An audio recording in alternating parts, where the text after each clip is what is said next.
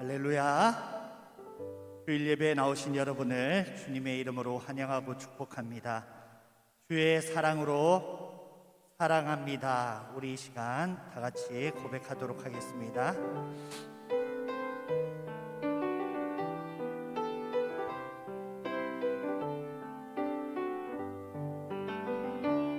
주의 사랑으로 사랑합니다. 주의 사랑으로 사랑합니다. 형제 안에서 주의 영광을 보내 주의 사랑으로 사랑합니다. 주의 사랑으로 사랑합니다. 주의 사랑으로 사랑합니다. 자매 안에서 주의 영광을 보내 주의 사랑으로 사랑합니다. 할렐루야. 우리 힘차게 구주의 십자가 보혈로 찬송하도록 하겠습니다.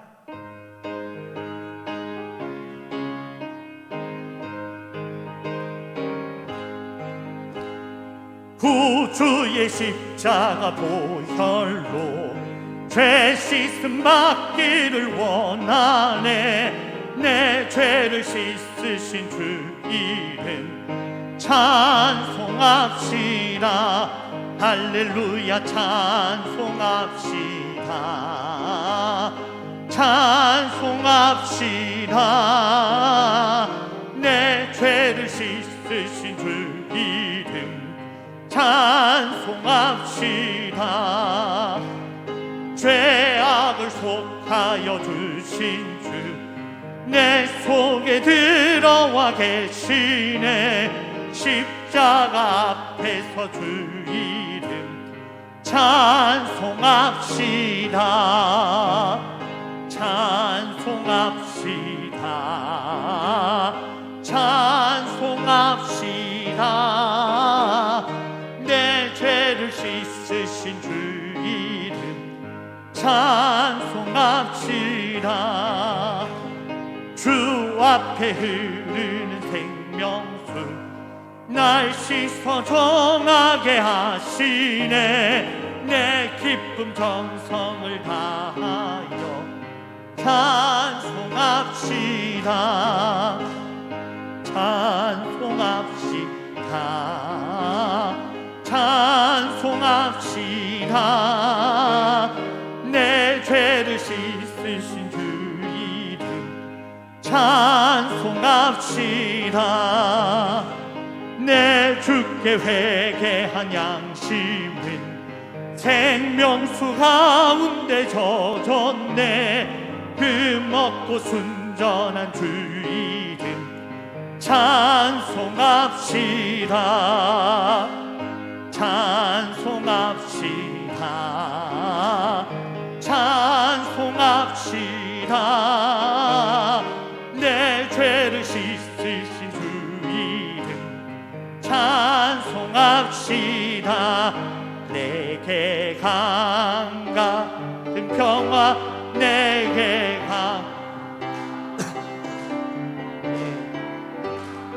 같은 평화 넘치네.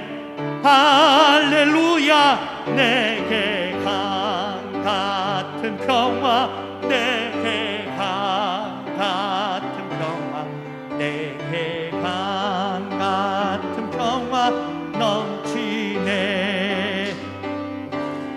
내게 바다 같은 사랑 내게 바다 같은 사랑 내게 바다 같은 사랑 넘치네.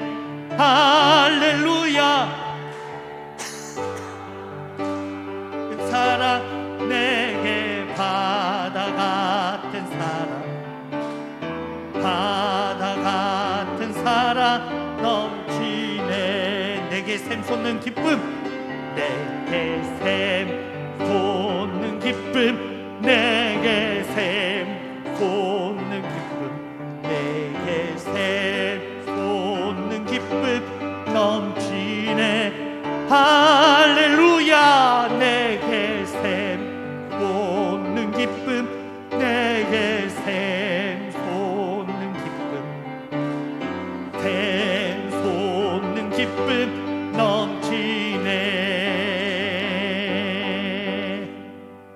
할렐루야. 우리 이 시간 마음을 모으고 왕이신 나의 하나님, 내가 영원히 주의 이름을 송축합니다 고백하겠습니다.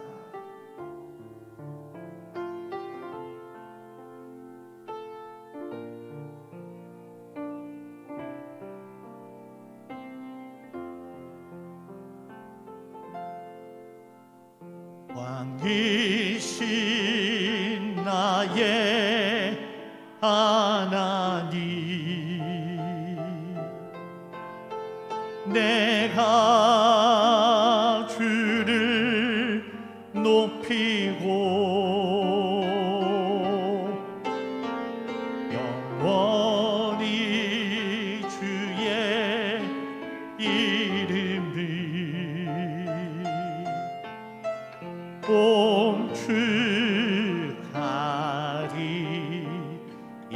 송축하리이다. 왕이신 나의 하나님,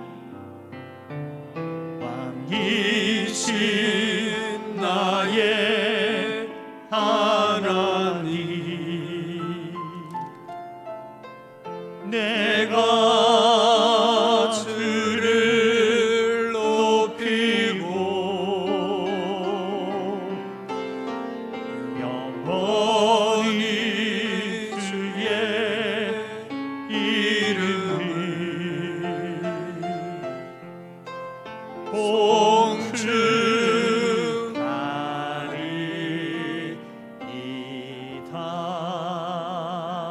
송축하리이다. 시간에 마음을 모아서 우리의 왕이신 예수님께 예배하는 시간 가지겠습니다. 우리 피아노 반주에 맞추어 묵상함으로 하나님께 예배 올려드립니다.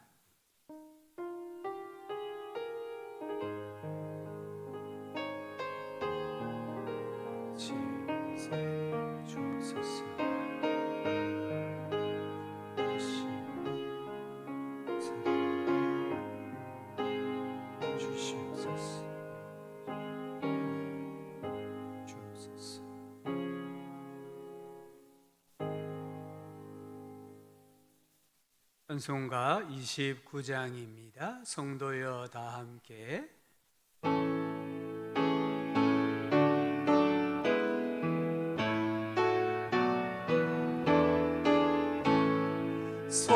성도여 다 함께 할렐루야 아멘. 주 찬양하여라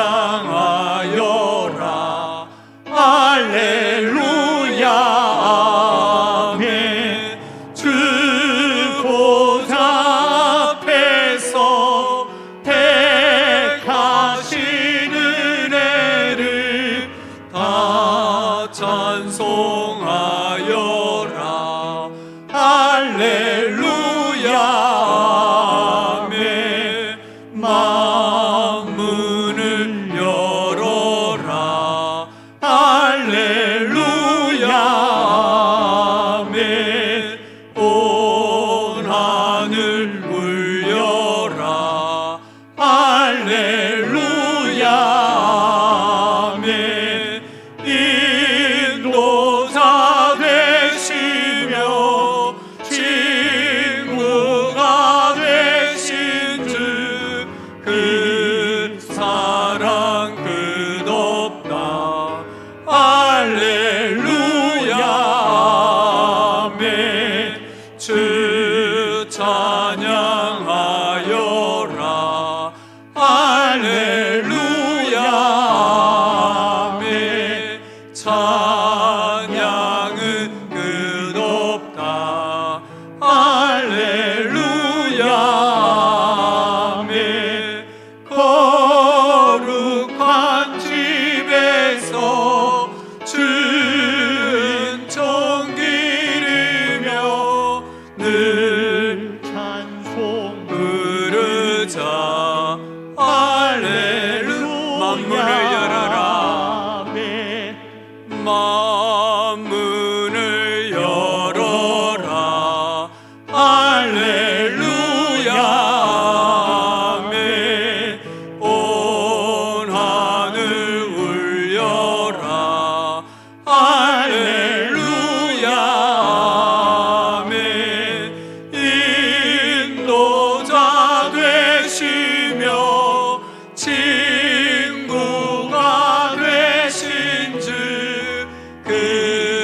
사랑 끝없다. 할렐루야 아멘. 주 찬양하여라. 할렐루야 아멘. 찬양은 끝없다. 할렐루야 아멘. 거룩한 집에서 주 은총 기리며 늘 찬송 부르자. 할렐루야 아멘. 아멘. 사도신경으로 우리 신앙을 고백하겠습니다. 나는 전능하신 아버지 하나님 천지의 창조주를 믿습니다. 나는 그의 유일하신 아들 우리 주 예수 그리스도를 믿습니다. 그는 성령으로 잉태되어 동정녀 마리아에게서 나시고 본디오 빌라도에게 고난을 받아 십자가에 못 박혀 죽으시고 장사된 지 사흘 만에 죽은 자 가운데서 다시 살아나셨으며 하늘에 오르시어 전능하신 아버지 하나님 우편에 앉아 계시다가 거기로부터 살아있는 자와 죽은 자를 심판하러 오십니다. 나는 성령을 믿으며 거룩한 공교회와 성도의 교제와 죄를 용서받는 것과 몸의 부활과 영생을 믿습니다. 아멘. 조청현 장로님 예배를 위해 기도하시겠습니다. 다 같이 기도하시겠습니다. 태초부터 계셨고 천지를 창조하신 하나님, 지금도 우리와 함께 하심을 감사드립니다. 저희들이 알고 있는 그 어떤 자연보다 오래되셨고 창조하신 주님을 찬양합니다. 세상에서 잠시 피었다 지는 꽃처럼 짧은 인생을 살아가는 우리가 하나님을 이해할 수 없고 다 알 수 없음을 고백합니다. 그런대로 저희들을 태어나기 전부터 선택하시고 부르시고 구원하시고 사랑해 주심에 감사를 드립니다. 주님, 정말로 너희는 주의 말씀을 들을지어다 오직 예수님만 바라볼 수 있는 시간이 되게 하여 주시옵소서. 세상의 욕심과 삶의 고단함에 끈을 놓지 못하지만 그 속에 예수님이 함께 하심을 누리게 하여 주시옵소서. 세상의 풍파와 악한 제약 속에서 주님께 다시 돌이키게 하여 주시옵소서. 다시 예배와 기도와 말씀과 묵상으로 예수님이 교회에 하시는 말씀에 귀 기울이게 하여 주시옵소서. 우리에게 만악한 마음을 열어주시고 주께 돌이키게 하여 주시옵소서. 주님, 우리는 연약합니다. 쉽게 쓰러집니다. 날마다 예수의 이름을 부르며 돌이키게 하여 주시옵소서. 공중에 나는 새를 먹이시는 주님을 믿으며 세상 속에서 벼려두지 아니하시는 하나님의 사랑과 섭리를 믿게 하여 주시옵소서. 그리하여서 하나님의 나라를 위해 살고 하나님의 공의를 위해 노력하는 저희가 교회 성도가 모두 되게 하여 주시옵소서. 왜 이런 일이 나에게 생겼을까? 왜 저 사람을 나에게 붙여주셨을까? 원망도 많이 했었습니다. 우리의 짧은 모자란 머리로 주님을 판단하려 했었습니다. 죄를 긍휼히 여겨 주시옵소서. 주님의 자녀를 그 단 한 명도 놓지 않으시는 주님이 우리의 길을 인도하시고 계획하심을 믿고 담대히 아멘하면서 나아가는 굳건한 믿음을 허락하여 주시옵소서. 오늘 저희 예배 가운데 계신 교회의 머리 되시는 예수 그리스도께서 저희들의 마음을 녹이시고 생각을 고쳐주시고 삶을 변화시켜 주실 줄 믿습니다.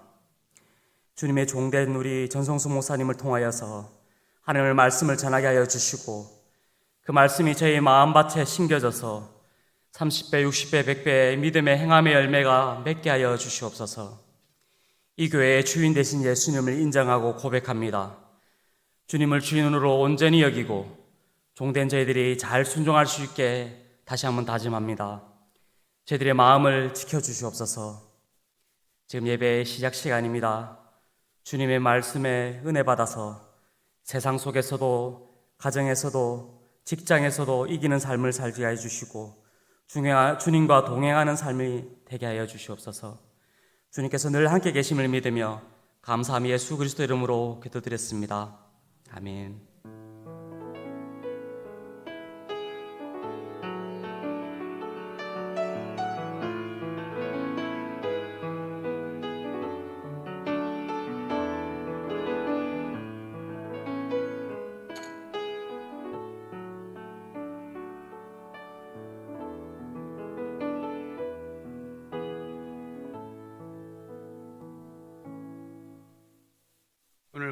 주시는 하나님의 말씀은 마태복음 5장입니다. 마태복음 5장 38절부터 42절까지입니다. 말씀을 교도하여 읽겠습니다. 또 눈은 눈으로 이는 이로 갚으라 하였다는 것을 너희가 들었으나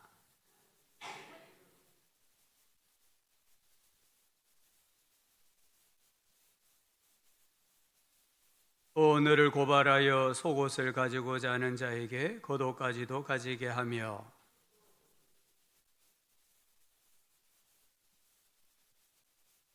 같이 읽읍시다. 내게 구하는 자에게 주며 내게 꾸고자 하는 자에게 거절하지 말라. 아멘. 한 주 동안 또 주님 안에서 평안하셨습니까? 우리 옆에 한번 인사 한번 하시고 옆에 분들이 인사합시다. 참 잘 오셨습니다. 한번 더 인사합시다. 하나님이 도와주십니다. 아멘. 마태복음 5장 말씀을 가지고 교회가 답해야 할 현대인의 문제라는 큰 제목의 말씀들을 조금씩 생각하고 있습니다. 오늘은 복수 또는 보복 심리에 대한 예수님의 말씀을 나누고자 합니다. 복수의 심리학 이런 책이 있습니다. 이 책에 보면 복수하는 비비 원숭이 이야기가 나옵니다. 우리가 알고 있는 개코 원숭이, 긴꼬리 원숭이를 비비 원숭이라고도 하는데요. 사우디아라비아 외곽 사막에 비비 원숭이들이 서식을 합니다. 2000년도에 한 주민이 그 사막길을 운전을 하다가 부주의하여서 비비 원숭이 한 마리를 치어 죽였습니다. 그로부터 한 3일이 지나서 그 운전자가 그 길을 또 운전을 해 갑니다. 그때에 그의 차를 알아본 한 비비 원숭이가 괴성을 지르고 날카로운 소리를 내질렀습니다. 그러자 매복해 있던 비비 원숭이들이 일제히 돌멩이를 던졌습니다. 차 앞 유리가 깨졌습니다. 이 운전자는 정말 간신히 목숨을 건질 수 있었다고 합니다. 학자들은 이를 가리켜서 영장류 공통의 복수 시스템이라고 부릅니다. 이 복수라는 것은, 보복이라는 것은 우리 인간이 가지고 있는 가장 자연스럽고 본능적인 감정입니다. 하지만 좋은 감정은 아닙니다. 복수심은 분노하는 마음에서 충동적으로 일어나는 마음이고 행동이기 때문입니다. 오늘 58절 말씀에 보복심 또는 복수심에 대한 구약의 율법을 말합니다. 눈은 눈으로, 이는 이로 갚으라. 이 말씀이 모세오경에는 세 군데 나옵니다. 출애굽기 21장, 레위기 24장, 신명기 19장입니다. 그 중에 가장 긴 법조항을 가지고 있는 본문은 출애굽기 21장입니다. 이게 출애굽기 21장 23절을 보면은 그러나 다른 해가 있으면 갚되 생명은 생명으로 눈은 눈으로 이는 이로 손은 손으로 발은 발로 된 것은 된 것으로 상하게 한 것은 상함으로 때린 것은 때림으로 갚을지니라. 이 율법을 어떻게 보면 참 잔인합니다. 눈에는 눈, 이에는 이. 또 이 율법은 매우 무자비한 것처럼 보입니다. 하지만 이 율법은 가장 공정한 것이고 자비로운 것이고 우리 사회 공동체에 유익을 주는 율법입니다. 모세오경보다 앞서다고 하는 고대의 함무라비 법전은 무고한 사람까지 보복하도록 규정해 놓았다고 합니다. 가령 어떤 사람이 누군가의 집을 지어 주었습니다. 근데 이 집에 살다가 집이 무너져서 사랑하는 자녀가 죽었습니다. 그러면 집을 지어준 사람의 자녀를 죽여야 한다. 이렇게 함무라비 법전은 명시하고 있습니다. 우리 자존심이 상하면 어떻습니까? 쉽게 흥분을 합니다. 우리가 자존심의 어떤 상처를 받고 또 내 인격의 어떤 손상을 입으면은 우리는 받은 그 이상을 보복을 하려고 합니다.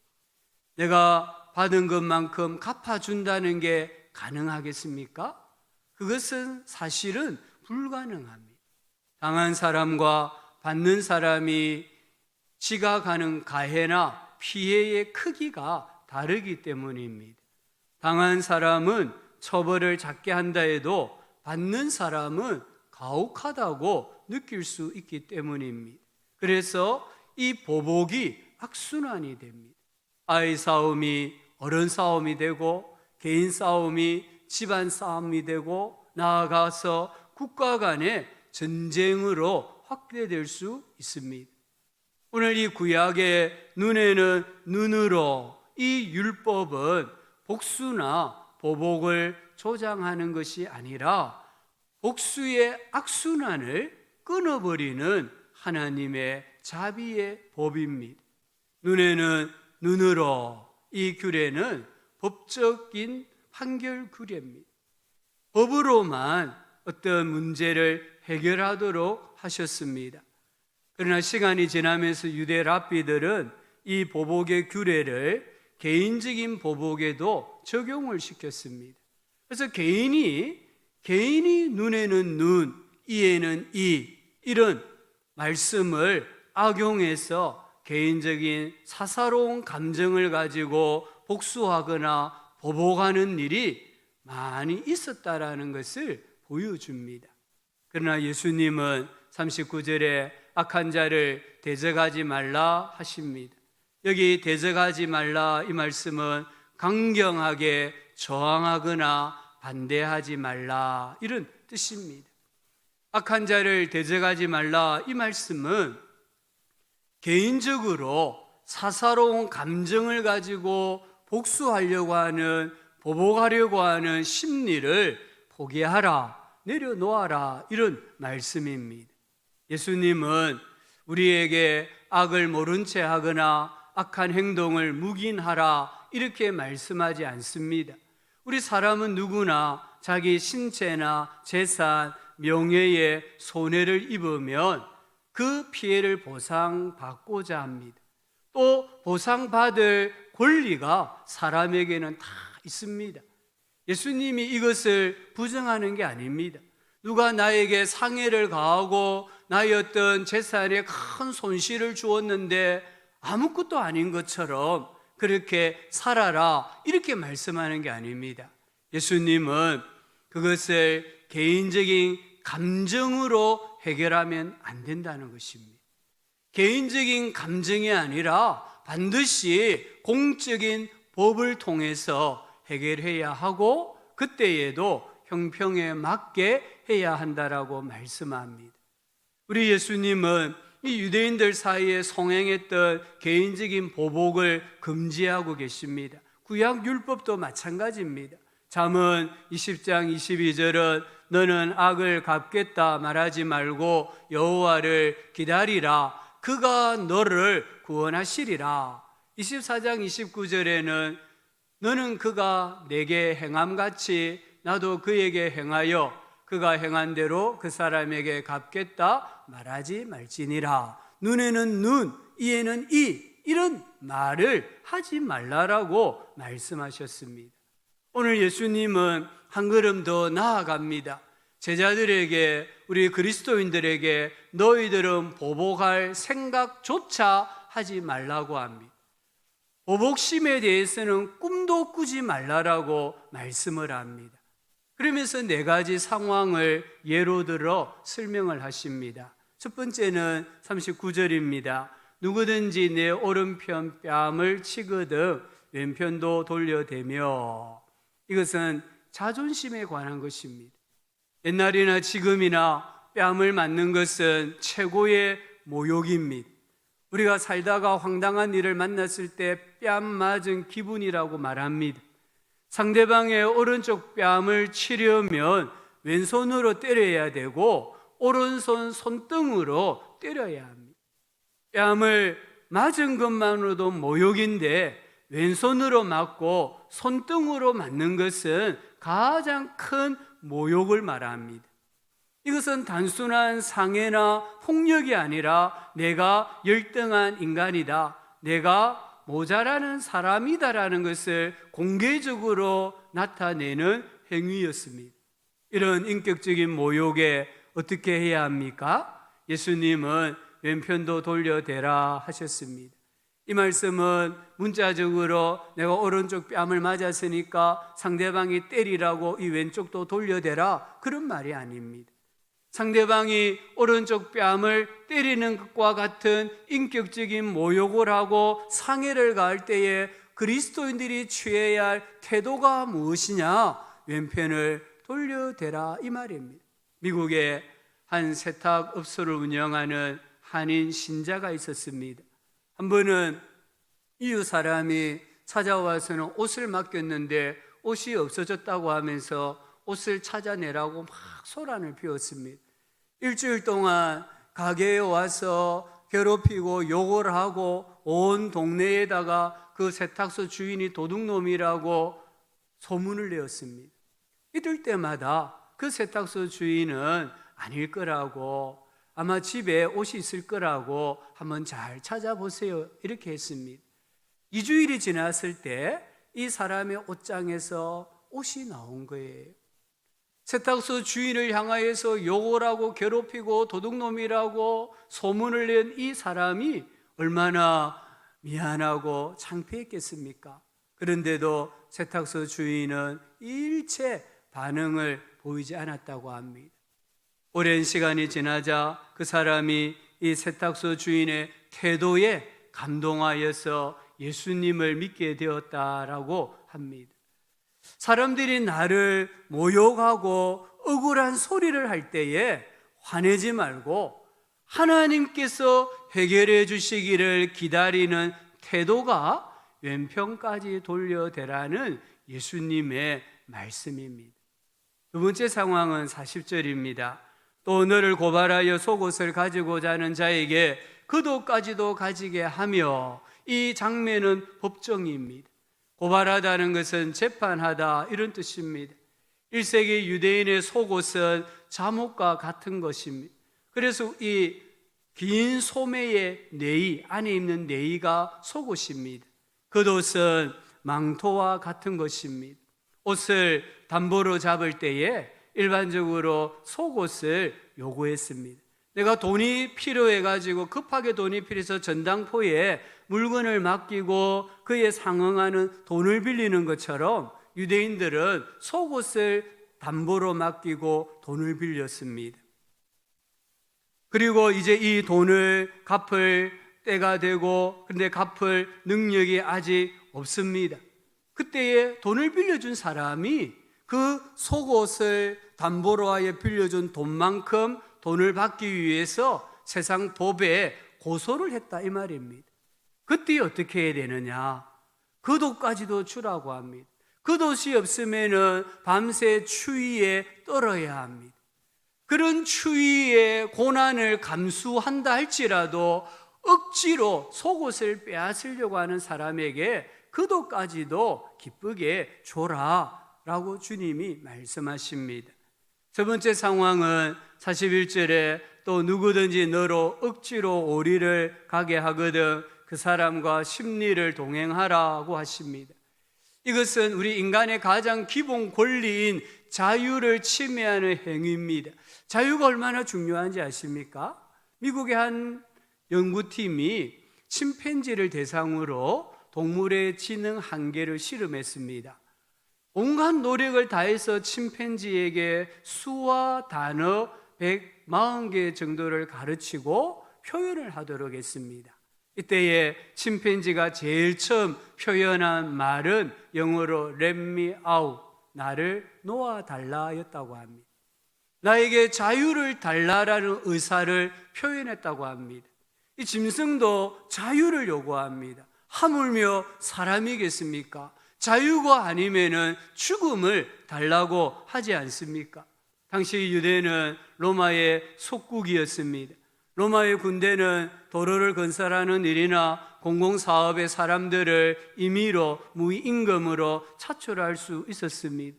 또한 로마의 군인은 사람들에게 자신의 배낭이나 무기를 치고 5리 이상, 5리를 강제로 가게 할 수 있는 권한이 있었습니다.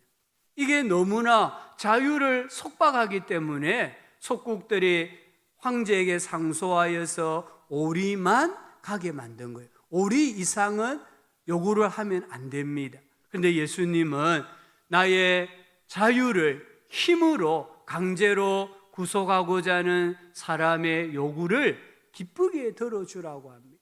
정말 내가 하기 싫은 일을 요구할 때에, 그것도 법이 아니라 법 밖에서 요구할 때에 기쁨으로 하는 신자가 되라고 말씀을 하십니다. 창세기 24장에 보면은 심리 인생을 산 한 여인이 나옵니다. 리브가라는 여인입니다. 아브라함이 늙은 종을 불러서 아들 이삭의 신부감을 구해달라고 했습니다. 이 노종이 길을 떠나면서 하나님께 기도했습니다. 하나님, 제가 주인의 아들의 신부감을 순탄하게 만날 수 있도록 도와주십시오.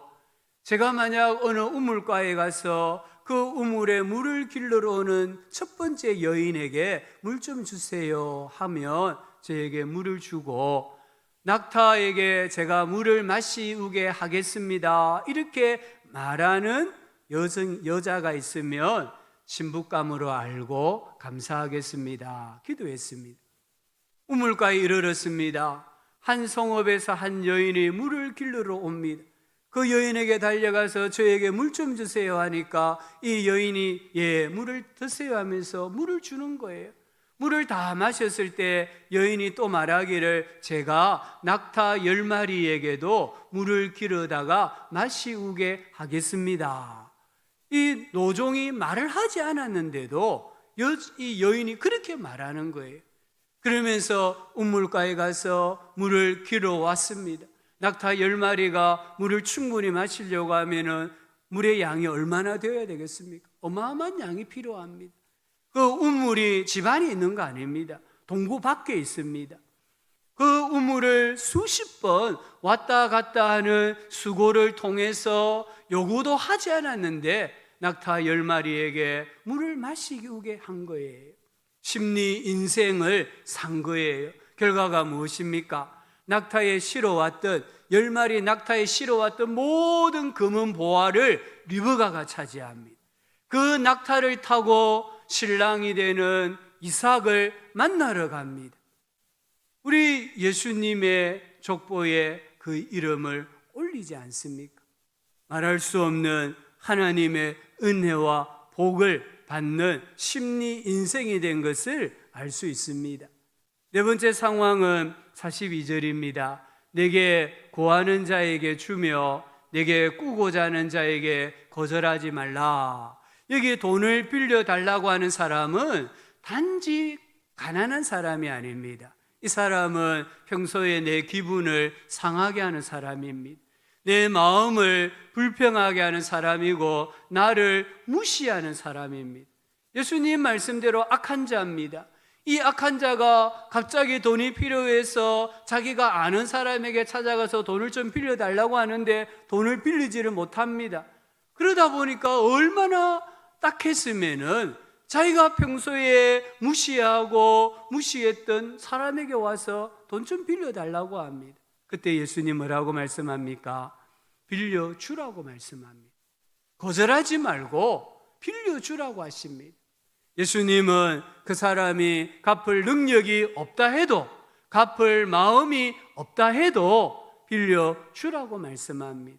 예수님은 나를 힘들게 하는 사람의 궁핍을 외면하지 말라라고 하시는 거예요. 오늘 예수님께서 우리들에게 하시는 말씀에 아멘할 수 있습니까? 우리는 자존심이나 인격에 작은 상처를 받으면 곧바로 반응합니다. 나의 자유와 권리가 침해를 받으면은 즉각 복수합니다. 이게 세상의 이치고 또 구약에 말씀하시는 복수심의 원리이기도 합니다. 그러나 예수님은 물리적인 대응을 하지 말라라고 하십니다. 법적인 대응도 하지 말라라고 하십니다. 누군가가 내 오른쪽 뺨을 때렸습니다. 어떻게 해야 됩니까? 병원에 입원해야 되죠. 그리고 진단서를 발급받아야 되죠. 그 진단서 가지고 합의금을 요구해야 되죠. 이렇게 한다고 해서 아무도 욕하지 않습니다. 누구나 그렇게 합니다. 오히려 내가 상해를 입었는데 가만히 있다고 하면은 그 사람은 세상이 볼 때는 바보 천치가 되는 거예요. 그런데 예수님 뭐라고 말씀합니까? 참으라라고 하는, 물리적인 대응을 하지 말라고 하시는 겁니다. 어떤 사소한 문제로 사회 법정에 가는 일이 없어야 합니다. 하지만 가야 한다면은 반드시 이겨야 합니다. 근데 이기는 방법에 대해서 예수님은 우리에게 말씀하는 거예요. 어떤 사람들은 사회법에 가서 이기려고 변호사를 삽니다. 대형 로펌에 사건을 맡깁니다.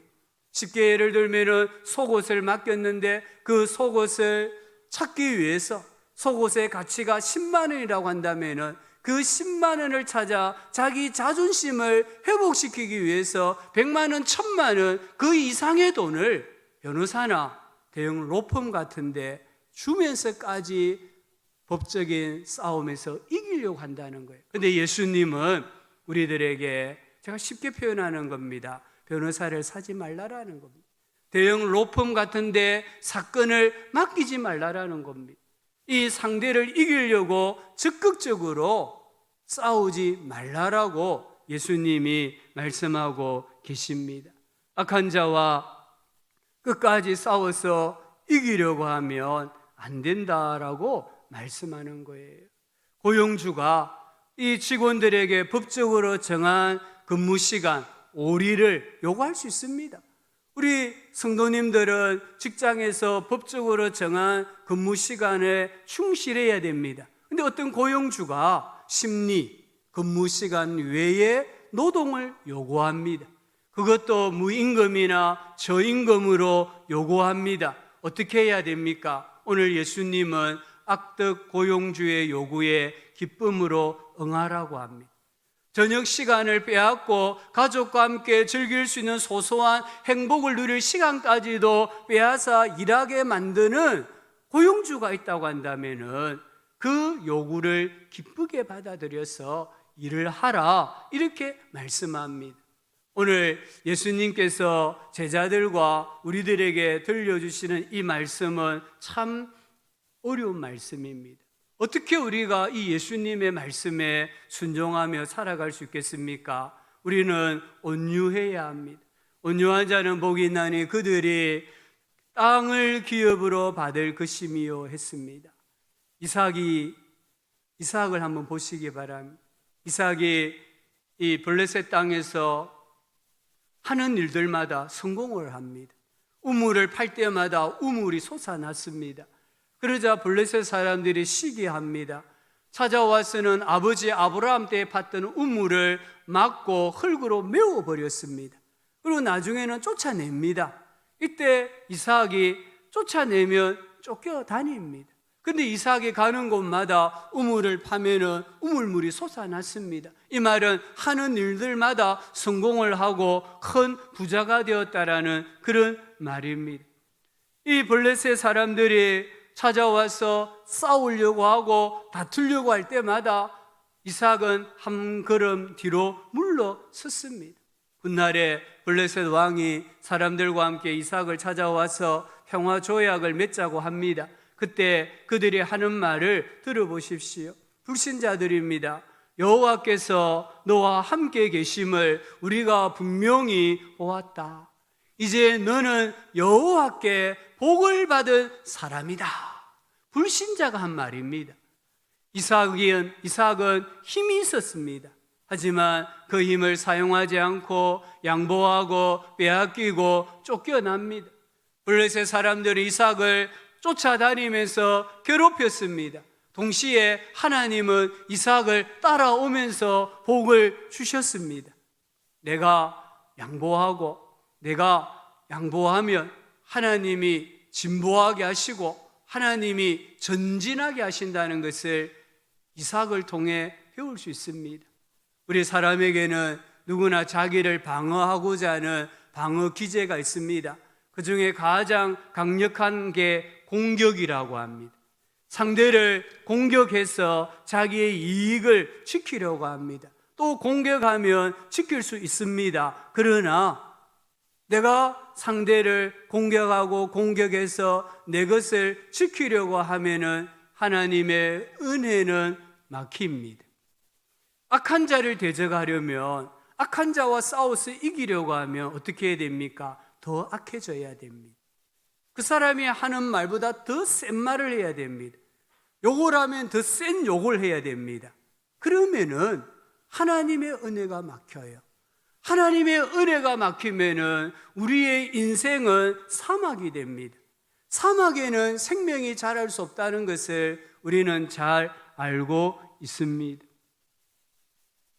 우리가 악한 자가 공격할 때 맞대어서 공격하면 하나님의 은혜 다 쏟아지고요, 신령한 복을 다 빼앗깁니다.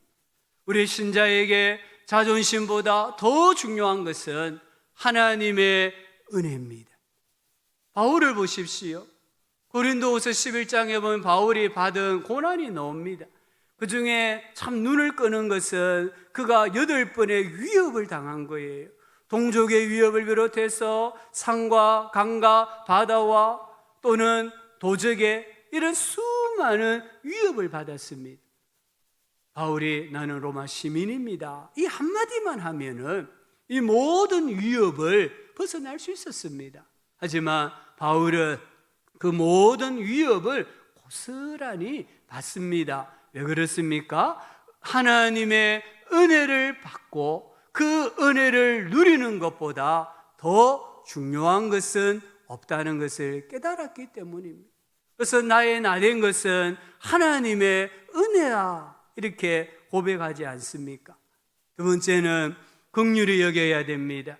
긍휼히 여기는 자는 복이 있나니 그들이 위로를 받을 것이며, 악한 자가 대적할 때에 무조건 참을 인자를 새기면서 참는 게 아니라 하나님, 저 악한 자를 불쌍히 여기는 마음을 주십시오라고 기도해야 됩니다. 하나님도 불쌍히 여기실 뿐 아니라 내 마음에 나를 대적하는 저 사람을 불쌍히 여기는 마음을 달라라고 기도하며 인내할 때에 우리는 보복하고자 하는, 맞대어 대적하고자 하는 복수심을 이길 수가 있습니다. 물론 쉽지는 않습니다. 나의 자존심, 물질, 자유, 나를 무시하는 사람, 그 사람들을 불쌍히 여기는 마음을 가지는 게 쉽지는 않습니다. 그러나 하나님께 기도하고 성령님의 도우심을 구하면 하나님께서 그런 마음을 주시는 줄 믿습니다. 하나님께서 위로해 주신다고 했잖아요. 위로가 무엇입니까? 하나님께서 회복시켜 주시는 거예요. 잃어버렸던 물질, 잃어버렸던 명예, 잃어버렸던 자존심, 이 모든 것을 하나님께서 회복시켜 주시고 높여 주신다라는 것을 우리는 믿어야 합니다. 세 번째는 자아가 건강해야 합니다. 자아가 건강한 사람은 누가 공격을 해도 마음에 쉽게 동요하지 않는다고 합니다. 누가 나를 좋아하든 싫어하든 별로 신경을 쓰지 않습니다. 그러나 자아가 건강하지 못하면은 사람들의 시선에 마음이 빼앗기고 무조건 이겨야 하고 지는 것은 견디지 못하는 그런 마음이 되는 거예요. 사울을 보십시오. 사울이 자아가 건강하지 못하니까 다윗 때문에 얼마나 힘든 인생을 삽니까? 다윗이 인정을 받고 명예가 높아지고 칭찬을 받을 때마다 사울의 마음은 죽어가는 겁니다. 그래서 사울은 다윗을 죽이려고 얼마나 애를 씁니까? 하지만 그의 아들 요나단을 보십시오. 요나단은 하나님의 뜻이 무엇인가를 깨달았을 때에 다윗을 살려줍니다. 다윗 편에 섭니다. 요나단은 다윗보다 나이가 훨씬 많습니다. 하지만 친구가 되어주고 이성간의 사랑보다 더 진실한 사랑을 다윗에게 베풀므로 그가 다윗을 공격하지 않고 오히려 다윗을 살려주는 인물이 되는 것을 보지 않습니까? 사진작가 람이라는 분이 있습니다. 물론 애칭입니다. 이분이 한국 전쟁에 참전한 22개의 나라를 순방을 하면서 참전 용사의 사진을 무료로 찍어주고 액자에 담아서 보답 인사를 합니다. 이분의 실명은 한효재라는 분입니다. 한 번은 그가 미국에서 참전 용사 윌리엄 빌 웨버 대령을 만나 사진을 찍어줍니다. 그는 이 윌리엄 빌 웨버 대령은 보지도 못하고 듣지도 못한 한국에 와서 남의 나라 전쟁을 치러주다가 수류탄에 오른팔을 잃었습니다. 또 야전 병원으로 후송하는 도중에 폭격을 맞아서 오른쪽 다리가 절단되었습니다. 한효재 씨가 사진을 찍어주면서 참전해 주셔서 정말 고맙습니다 인사를 했습니다. 그때에 이 윌리엄 빌 웨버 대령이 이렇게 말했습니다. 제게 고마워할 필요는 없습니다.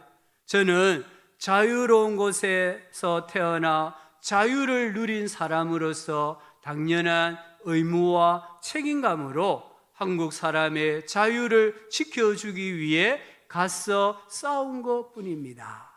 오늘 말씀으로 적용해 보면은 건강한 자아를 가지고 있었다는 거예요. 자아가 건강하니까 그가 한국 전쟁에 참전해서 오른 다리와 오른 팔을 잃어버렸지만 상위 군인이 되었지만 원망하지 않습니다. 불평하지 않습니다. 오히려 감사하고 그가 책임을 다했다라는 뿌듯함을 가지고 살아가는 것을 봅니다. 하나님 안에 있는 나, 그리스도 예수 안에 있는 나, 이 나라는 자아상을 건강하게 가지고 바르게 가질 때에 우리는 악한 자의 공격을 대적하지 않는 그런 삶을 살아갈 수 있습니다. 두 번째는 예수님을 바라보아야 합니다. 베드로전서 2장 20절에 욕을 당하시되 맞대어 욕하지 아니하시고 고난을 당하시되 위협하지 아니하시고 오직 공의로 심판하시는 이에게 부탁하시며, 우리 예수님 사람들이 욕할 때에 거기에 맞대어서 욕하지 아니하셨습니다. 사람들이 예수님에게 고난을 가할 때에 거기에 맞대어서 위협하지 아니하셨습니다. 물론 이렇게 하기 위해서 예수님은 많이 기도했습니다. 또 많이 우셨다라는 것을 우리가 기억해야 됩니다. 우리가 예수님의 이 삶의 본을 따라갈 때에 우리가 오늘 말씀에 순종할 수 있습니다. 결과를 보십시오. 정말 세상이 볼 때는 어리석은 일처럼 보이고 바보처럼 보이는 이 일에 우리의 신자들이, 교회가 순종했을 때에 어떤 일이 일어났습니까? 기독교를 박해하고 그리스도인들을 무참하게 죽였던 로마 제국이 주 313년에 기독교를 국가의 종교로 인정을 합니다. 놀라운 일입니다. 로마인들은 그리스도인들 때문에 역사에서 자취를 감추었습니다. 그리스도인들이 무기를 든 것도 아닙니다. 전쟁을 한 것도 아닙니다. 반란을 일으킨 것도 아닙니다. 단지 악한 자를 대적하지 말라, 이 예수님의 말씀에 순종했기 때문입니다. 예수님은 악한 자가 대적하면 일보 후퇴, 그 다음에 이보 전진이라고 하셨습니다. 이게 영적인 승리의 원리입니다. 축복을 받는 원리입니다. 악한 자가 대적하면은 한 걸음 뒤로 물러나면 됩니다. 그러면은 하나님께서 이보를 전진하게 해주십니다. 그러면 결국 일보를 전진한 거잖아요.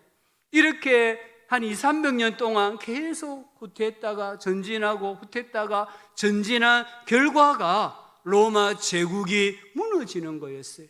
예수님이 승리하는 것이었습니다. 결국 우리 그리스도인들은 바보처럼 보였지만 바보들의 행진으로 말미암아 로마 제국을 정복하였고 이 땅에 하나님의 나라를 건설할 수 있었습니다. 우리 성도님들, 전투에서는 저도 괜찮습니다. 전투는 수많이 일어납니다. 하지만 전쟁에서는 승리하셔야 됩니다. 전투에서 이기고 전쟁에서 지면 땅을 빼앗겨버리고 맙니다. 오늘 예수님의 말씀은 전투에서는 지더라도 전쟁에서는 이겨야 한다라고 말씀합니다.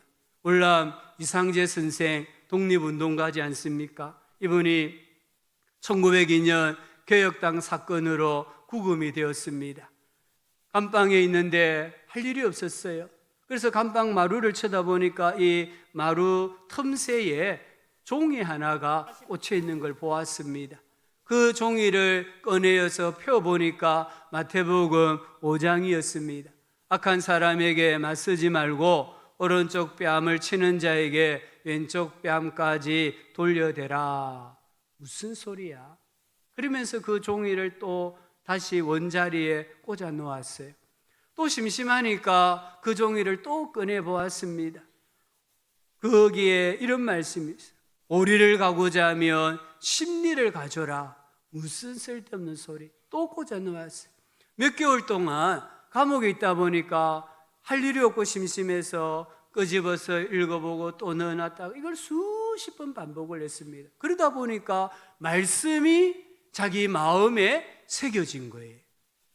예수님의 말씀이 진리로 다가오고 마음에 감동을 받기 시작했습니다. 추록하는 날 연동교회로 찾아가서 개일 선교사에게 신앙을 고백하고 세례를 받고 그리스도인이 되었습니다. 그 이후에 신실한 그리스도인으로서 독립운동가의 삶을 살았다라고 말씀을 합니다. 사람들이 복수를 하려고 합니다. 왜 복수할까 생각해 보니까 복수하면 기분이 좋아지고 복수하면 내가 이런 사람이야 드러낸다라고 생각하기 때문인 것 같습니다. 하지만 연구에 의하면 복수하는 사람은 복수하지 않는 사람보다 기분이 더 나쁘다고 합니다. 그런데도 사람들은 복수를 하려고 합니다. 오늘 예수님께서는 우리에게 너희가 가진 당연한 권리를 내려놓으라고 합니다. 내가 내 것을 지킬 수 있는 강한 자아가 있지만 그 강한 자아를 내려놓으라고 합니다. 우리 신자에게 중요한 것은 자존심 아닙니다. 물질도 아니고 자유도 아닙니다. 하나님의 은혜입니다. 하나님의 은혜를 가로막는 강한 자아가 있다면 이 강한 자아를 내려놓으라는 거예요. 그리고는 예수님처럼 바울처럼 바보처럼 살라라고 말씀합니다. 이게 승리하는 비결이고 복을 받는 비결입니다. 오늘 예수님이 말씀하신 이런 일들이 우리의 삶 속에 일어나면 안 됩니다. 근데 내가 아무리 노력하고 최선을 다했는데도 이런 일이 일어난다면 주님께 긍휼을 구하고 믿음이 약해지지 않도록 기도하고 하나님을 신뢰를 해야 됩니다. 온유한 자는 복이 있나니 그들이 땅을 기업으로 받을 것이며 땅을 차지하는 자가 최후 승리자입니다. 오늘 예수님의 이 말씀을 우리의 마음에 잘 새기고 악한 자를 대적하지 말라라는 주님의 말씀에 순종하며 살아감으로 땅을 차지하는 하나님이 주시고자 하시는 복을 받는 우리 성도님들의 삶이 되기를 예수님의 이름으로 축복합니다. 하나님 아버지, 세상은 너무나 완악합니다.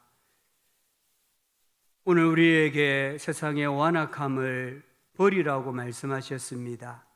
이 말씀에 순종함으로 우리의 삶이 하나님께서 기뻐하시는 삶 되게 해주시고 하나님께서 교회마다 성도들마다 주시고자 하시는 복을 받아 누리게 하여 주옵소서. 예수님의 이름으로 기도합니다. 아멘. 456장 1절과 4절입니다.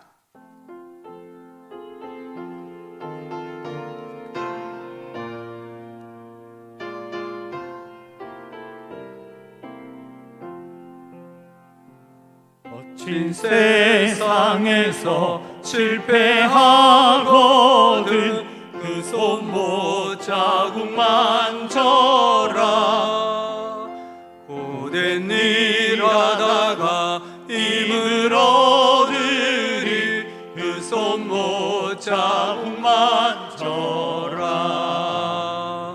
그 손못 자국만 져라.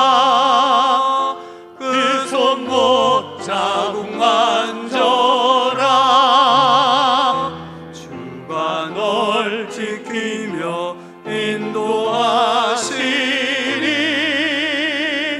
그 손못 자국만. 4절입니다. 너의 죄악의 짐 너의 죄악의 짐 무거울 때에 그 손못 자국만 져라. 마음 문 열고서 주를 모셔라. 그 손못 자국만 져라. 그 손못 자국만 져라. 그 손못 자국만 져라. 주가 널 지키며 인도하시리. 그 손못 자국만 져라. 아멘. 광고 말씀 먼저 드립니다. 주보 참고해 주시고요. 우리 지난주 금요일은 원데이 단일 기도회로 모였었는데요. 우리 강사분이 윤치영 목사님이셨는데 우리 성도님 참여하신 분들 또 참여하지 못하신 분들이 이 간증을 다시 한번 시청하면 참 좋을 것 같습니다. 우리에게 많은 도전을 주고 또 우리의 신앙이 어떻게 지금 잘 회복이 되어야 하는지 들려주는 간증이었는데요. 오륜교회 홈페이지 들어가시면 시청할 수 있을 겁니다. 그래서 재시청하셔서 우리 신앙을 잘 세워갈 수 있기를 바랍니다.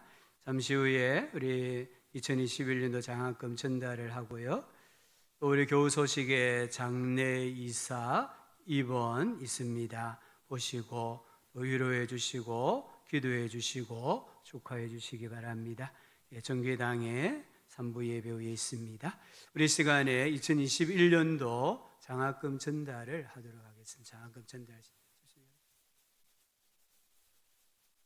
예, 우리 코로나이기 때문에 다 아이들이 올 수는 없고요. 대표 각 부서에 대표 우리 학생들에게 전달을 하고 그 외에 우리 자녀들은 교육 부서에서 전달하도록 하겠습니다.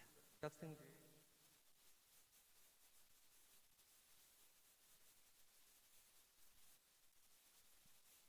증거 전달식이 있겠습니다. 호명하는 학생부터 시장님 방향으로 이제 시작. 먼저 김시영 초등학생 장학증서 2021-01호 성명 김시영. 위 학생은 하나님을 사랑하는 믿음으로 학교 생활과 신앙생활의 모범이 되며 교회 활동과 봉사의 타의 모범이 되므로 2021년도 장학생으로 선발하여 장학증서와 장학금을 드립니다. 주 2021년 4월 25일 대한예수교 장로회 용원암 교회 주일학교장 전성수 목사 교육위원장 윤한근 장로.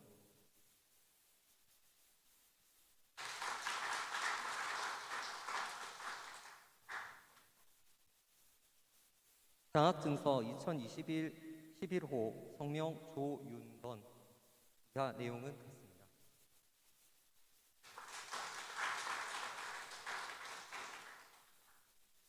장학증서 2021-21호 성명 박가희. 이하 내용은 같습니다.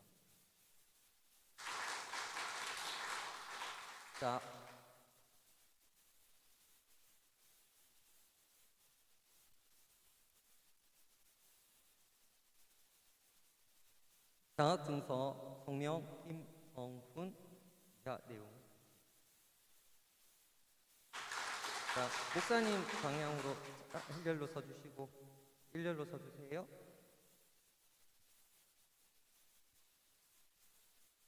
바로 손님 방향으로 서주시고요.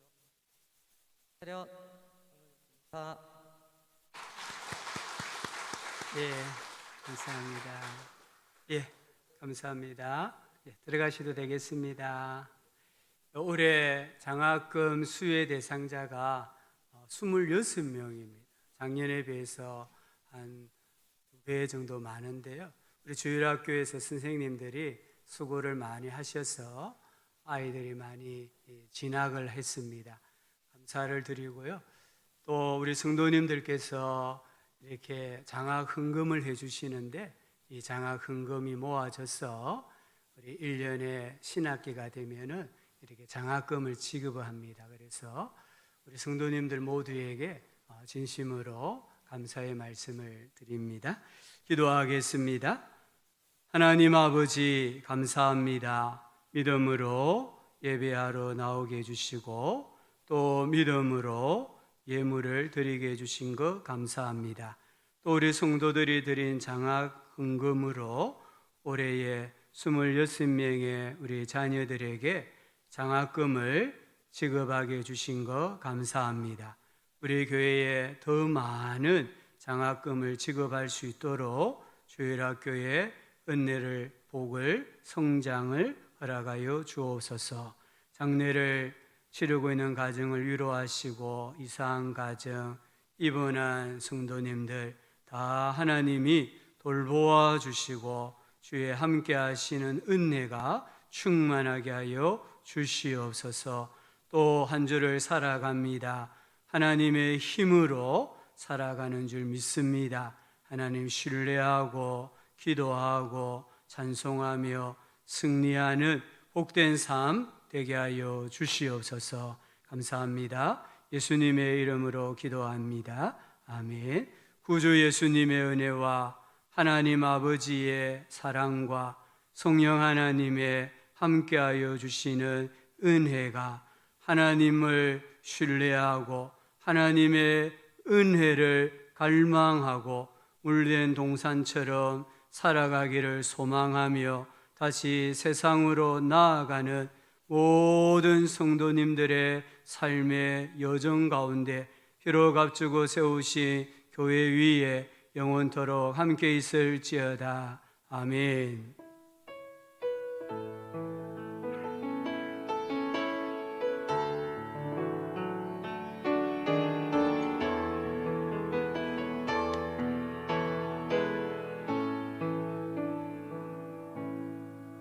(53장) 배송입니다. 우리 1절을 찬송하시고요. 또 서로 인사하고 교제하겠습니다.